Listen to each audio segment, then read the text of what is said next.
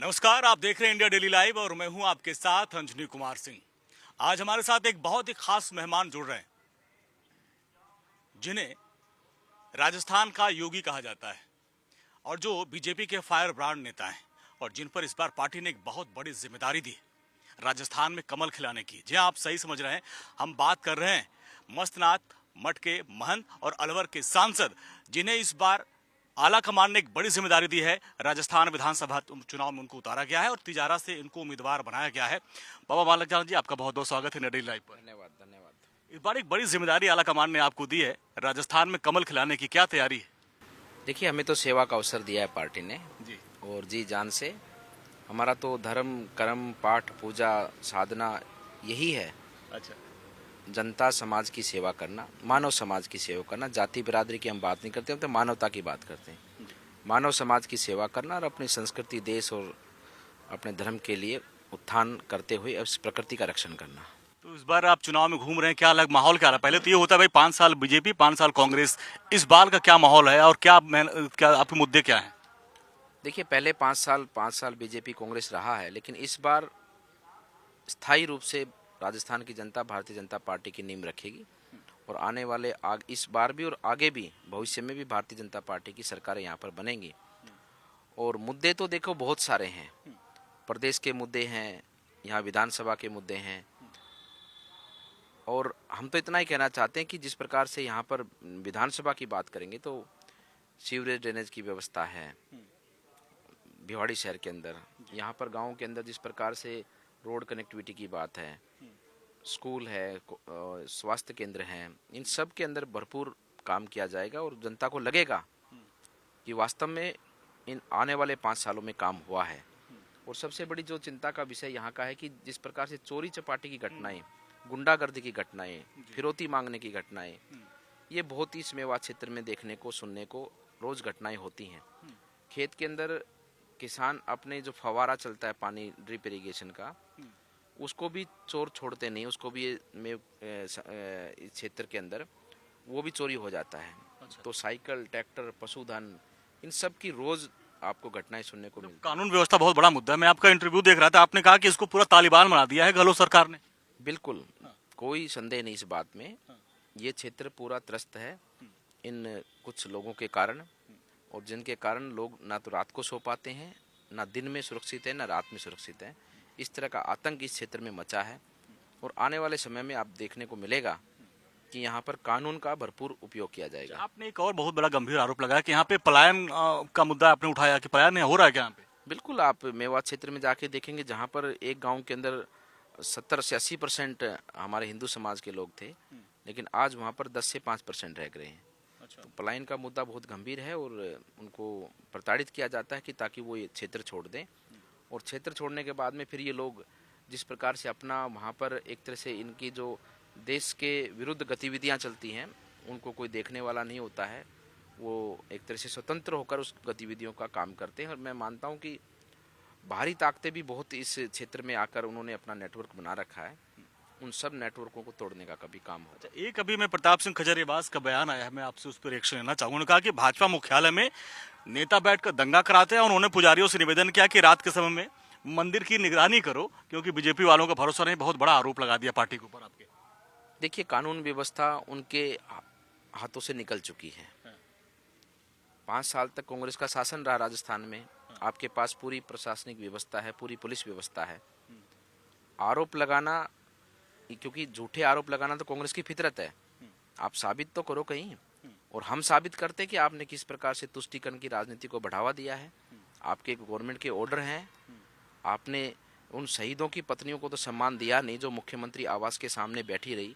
Police ने उनको घसीट घसीट कर जंगल में छोड़ के आए, और एक मुस्लिम व्यक्ति जो दोनों आपस में एक्सीडेंट होते हैं उसमें मारा जाता है, उसमें आप 50 लाख की घोषणा करते हो। तो आपका दिख नहीं रहा कि राजस्थान की जनता की आप क्या करते हो और क्या आपकी विचारधारा है और किस दिशा में आप चले हो। अच्छा, यहाँ पे गला काट गैंग की भी बड़ी बात हुई थी, कन्हैयालाल का गला काटा गया था, वो भी मुद्दा इस बार आप लोग बना रहे हैं उसको? मुद्दा क्या, वास्तविकता है। कन्हैया की निर्मम हत्या हुई है, उसके आरोपियों को आज तक सजा नहीं दे पाई है गहलोत सरकार। ये तो स्पष्ट है। अनेकों ऐसी घटनाएं, अलवर के अंदर बात करेंगे तो जाटव की घटना हत्या हुई यहाँ पर तिजारा के अंदर, ये अपने टपुकड़ा के अंदर। पूरे अलवर शहर की बात, जिले की बात करेंगे तो धर्मा जोगी की हत्या हुई है, मुख बंदिर बच्ची के साथ बलात्कार हुआ है। परसों की घटना है, फिर एक व्यापारी को सरेआम दिन दहाड़े धमकी दी गई, फायरिंग की गई है, 50 लाख की फिरौती मांगी गई है। तो ऐसी घटनाएं राजस्थान में कभी सुनने को नहीं मिलती थी। महाराज जी, आपने देखा होगा यूपी में अगर इस तरह से रेप की घटना होती है तो प्रियंका जी, राहुल गांधी तमाम पाबंदियों के बाद वहां पहुंच जाते हैं। क्या यहाँ पे आपने देखा कि वो लोग कभी यहाँ पे आए हैं या कोरी सियासत है ये? मैं तो देखा नहीं, मैं तो कहता हूँ कोई दिखा दे मुझे। जब मुखबिंदर बच्ची के साथ में अलवर में पुल के ऊपर रेप हुआ, उस दिन प्रियंका गांधी रणथंभौर में अपना जन्मदिन मना रही थी और उसी दिन की घटना है। यहीं से 30-40 किलोमीटर दूर से वो वापस गई है। क्या उसका फर्ज नहीं बनता था कि मैं लड़की हूँ, लड़ सकती हूँ, उस बच्ची के घर जाके या हॉस्पिटल में जाके उस बच्ची की बात पूछे, उसके हालचाल पूछे, उसकी पीड़ा को समझे और उसको न्याय दिलवाए। उल्टा कांग्रेस सरकार ने जो रेप की घटना थी उसको एक्सीडेंटल करार देने के लिए पूरी सरकार जुट गई और एक्सीडेंटल करार दे दिया उसका। महिला अपराध के मामले में कहा जाता है कि राजस्थान नंबर 1 है, लेकिन लगातार जो है वो कह रहे हैं कि आप मणिपुर की बात नहीं करते, और ये मुद्दा उठाया, एक मंत्री को उन्होंने बर्खास्त कर दिया। देखिए, मणिपुर की बात जो हिंसा हुई है वो 2 समाजों की हिंसा थी। उस पर राजनीति जिस प्रकार से कांग्रेस ने की वो देश के सामने है। लेकिन राजस्थान के अंदर मणिपुर घटना के बाद में भीलवाड़ा में एक गृहिणी को कुछ लोगों ने उसको निर्वस्त्र करके पूरे गांव में, पूरे कस्बे में घुमाया है। उस घटना पे जवाब देना गहलोत सरकार। क्योंकि क्यों हुई ऐसी घटना? क्योंकि इनकी कानून व्यवस्था इनके हाथों में नहीं है। आज सरकार को ये जो जितने भी गैंगस्टर हैं राजस्थान के या बाहर के, या जितने भी ये एक तरह से माफिया लोग हैं, ये माफिया सब मिलकर इस सरकार को चला रहे हैं। अच्छा, भ्रष्टाचार का मुद्दा इस बार बीजेपी ने, आप लोगों ने बड़ा प्रमुखता से उठाया था। क्या आपको लगता है राजस्थान में भ्रष्टाचार चरम पे है क्या? चरम पे इस प्रकार से कि इन लोगों के पास में पैसे रखने की जगह नहीं बची। अच्छा।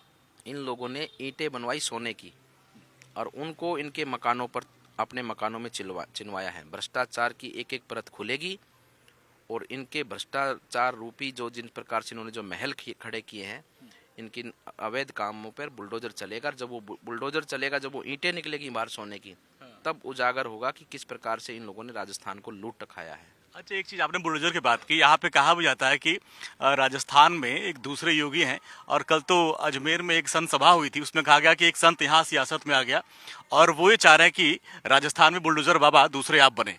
देखिए, बुलडोजर भारतीय जनता पार्टी का अपराधियों के ऊपर, ऐसे भूमाफियाओं के ऊपर, ऐसे गैंगस्टरों के ऊपर कार्रवाई का एक प्रतीक बना है।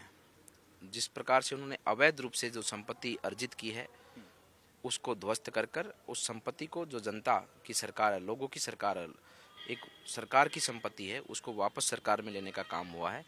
बुलडोजर ने जिस प्रकार से इनके अरमानों को, इनके साम्राज्य को ध्वस्त करने का काम किया है, वो भारतीय जनता पार्टी की रीति नीति के कारण ही हुआ है।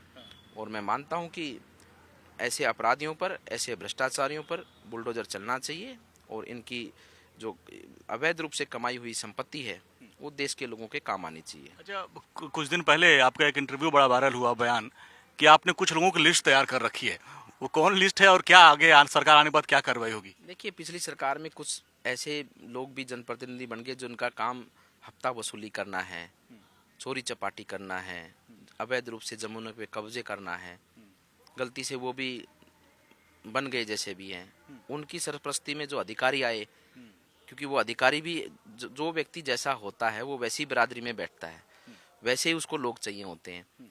तो कुछ अधिकारी भी आए जिन लोगों ने कानून का दुरुपयोग किया। और मैं मानता हूं कि अधिकारी जो एक संवैधानिक पद पर बैठा है और पद पर बैठने के बाद में उसने जो दुरुपयोग किया है अपनी पावर का, उसको खामियाजा भुगतना पड़ेगा। क्योंकि जो उन्होंने किया वो गलत किया है। अगर वो सही किया तो उसको प्रमाणित करो। उसकी लिस्ट तैयार है आपके पास? बिल्कुल तैयार है। उनको कभी भी नहीं बख्शा जाएगा। जिस दिन बाबा की कृपा से, भगवान की और जनता के आशीर्वाद से ताकत मिलेगी, तो ऐसे जिन लोगों ने समाज के सामान्य व्यक्तियों को साथ दुर्व्यवहार किया है और उनके साथ कानून का गलत उपयोग करते हुए उन लोगों को फंसाया है, ऐसे लोगों को नहीं छोड़ा जाएगा। अच्छा, शिक्षा को लेकर जो पेपर पर्चा लीक का मामला था, इसमें ईडी की जांच चल रही, डोटासरा से लेकर और तमाम और लोगों पर गई है, और उस पर छत्तीसगढ़ के मुख्यमंत्री और फिर उन्हीं के सुर में सुर मिलाया इधर एमपी राजस्थान के मुख्यमंत्री ने कि भाई यहाँ पे ईडी के जो है कुछ अधिकारी कुत्तों की तरह घूम रहे हैं। बड़ा गंभीर, बड़ा ऐसा बयान दिया उन्होंने। देखिए, ये संवैधानिक संस्थाएं हैं। हाँ। आपने कुछ किया है तभी तो ईडी आई है। आप इस बात को जुटला सकते हैं कि राजस्थान में पेपर लीक नहीं हुआ, और पेपर लीक हुआ है तो पेपर तो अपने आप से तो चल के गया नहीं है, पेपर को लीक किया गया है। पेपर के सुरक्षा की जिम्मेदारी किसकी? सरकार की जिम्मेदारी। सरकार का इन्वॉल्वमेंट इसके अंदर है पेपर लीक के, और ये प्रमाणित भी हो चुका है। कई लोगों ने, जो सरकार के लोग हैं, उन्होंने ही कह दिया है। तो जांच तो होगी, और जांच ये मुख्यमंत्री तक जाएगी। देखना आप, मुख्यमंत्री आवास तक जाएगी ये जांच। अभी तो क्योंकि इन्होंने कार्रवाई होने नहीं दी, एफआईआर हुई, इन्होंने सबूत मिटाने की कोशिश की है, लेकिन मिटेगा कुछ नहीं। मिटेंगे ऐसे भ्रष्टाचारी, ऐसे पेपर चोर। अच्छा, इसमें मुख्यमंत्री के बेटे का नाम भी फेमा के तहत आ गया। वो कह रहे हैं कि भाई ये तो राजनीतिक प्रतिशोध की भावना से किया जा रहा है। देखिए, नाम आने से नहीं, कुछ ना कुछ होता है तब नाम आता है, अन्यथा तो भारत का कानून बहुत सक्षम है। अगर आप गलत नहीं है तो कानून आपकी रक्षा करेगा, और अगर आप गलत हैं तो दुनिया की कोई भी ताकत हो आपकी रक्षा नहीं कर पाएगी। आपने खाया है जनता का, आपने बुरा किया है जनता का, और वो आपको भुगतना पड़ेगा। अच्छा, इस बार मैं तो घूम घूम के 24 का चौकीदार मेरा शो है 4:25 पे करता हूँ। बड़ी डिमांड हो रही है कि जिस तरह से यूपी में योगी बाबा हैं, वैसे ही यहाँ पर भी बाबा बालकनाथ को यहाँ पे जिम्मेदारी मिलनी चाहिए। आप क्या कितने तैयार हैं? देखिए, हम तो पार्टी के सेवक हैं। जनता की सेवा के लिए ही हमने ये जीवन, अपना गृहस्थ जीवन त्याग कर, और इस संत परंपरा में हमने अपना जीवन को सेवा के लिए निछावर किया है। जो पार्टी ने हमें आदेश किया है चुनाव लड़ने का, और पूरे मन से, भाव से हम अपनी जनता की सेवा करेंगे। पार्टी का निर्णय है। पार्टी के में बहुत ऐसे नेता हैं। हम तो सेवक हैं, सेवा करने वाले हैं। माननीय प्रधानमंत्री जी के दिशा निर्देश पर काम करेंगे, और अपने देश अगर राजस्थान की कमान मिलने की जिम्मेदारी आपको आती है, तो जो एक बाबा बुलडोजर का मॉडल है, यहाँ राजस्थान में दोहराने की बात हो रही है। देखिए, पार्टी करने वाली है, पार्टी ही सब कुछ है। पार्टी की दम पे ही हम लोग अपना काम अपनी सेवा निष्ठा भाव से कर पाते हैं। और पार्टी में बहुत श्रेष्ठ नेता बैठे हैं। अभी तो हमारा काम है सेवा करने का, जमीनी स्तर पर सेवा कर जनता के बीच में रहकर जनता के दुखों को दूर करना और जनता तक विकास पहुंचाना। अच्छा, इस बार मैंने देखा महाराज जी कि जो टिकट का बंटवारा हुआ है उस पर नाराजगी बहुत है। मैं अभी पिछले कोटपुतली में अपने शो किया, उसके बाद बानसूर में गया। यहाँ पे जो जिनको टिकट नहीं मिला वो लोग निर्दलीय लड़ रहे हैं या किसी और पार्टी से लड़ रहे हैं, तो ऐसे लोगों को मनाना या फिर ऐसे लोग कितनी बड़ी चुनौती है? देखिए, बीजेपी इतना बड़ा परिवार हो चुका आज, उसमें बहुत दावेदार है और सब सक्षम है, ऐसी बात नहीं है। सब सेवा भावना से जुड़े हैं, लेकिन एक कार्यकर्ता के नाते टिकट तो देखो किसी एक को ही मिलेगा। आज मुझे नहीं मिला, किसी हमारे दूसरे भाई को मिल गया, तो मेरा नाराज होना मैं मानता हूँ गलत है। और कल को मुझे मिला होता और वो दूसरा भाई नाराज होता तो मैं भी तो इस बात की चिंता करता ना। तो इस बात को समझना चाहिए, सबको पार्टी के साथ आना चाहिए। जो पार्टी ने निर्णय लिया वो सही लिया है, अपने हित में लिया है, पार्टी के हित में और देश के हित में लिया है। तो ऐसी कोई बात नहीं है, लेकिन सबसे बातचीत हो भी रही है पार्टी की, और सब लोग साथ आएंगे भी।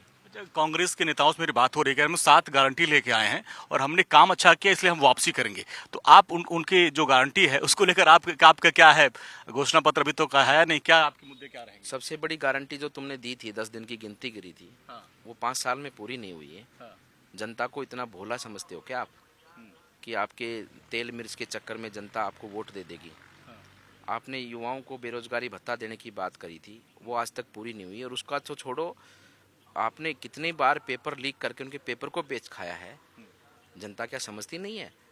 कानून व्यवस्था का हाल क्या है राजस्थान में? महिला उत्पीड़न पे बात कर लें तो क्या है आज राजस्थान का नंबर? उसमें भ्रष्टाचार में राजस्थान आज कहाँ खड़ा है? तो कुछ नहीं है, खाली हराम का पैसा कमाया हुआ है। अखबारों में ऐड देकर उस पैसे के माध्यम से इन लोगों ने जो एक दिखावटी माहौल खड़ा करना चाहते हैं।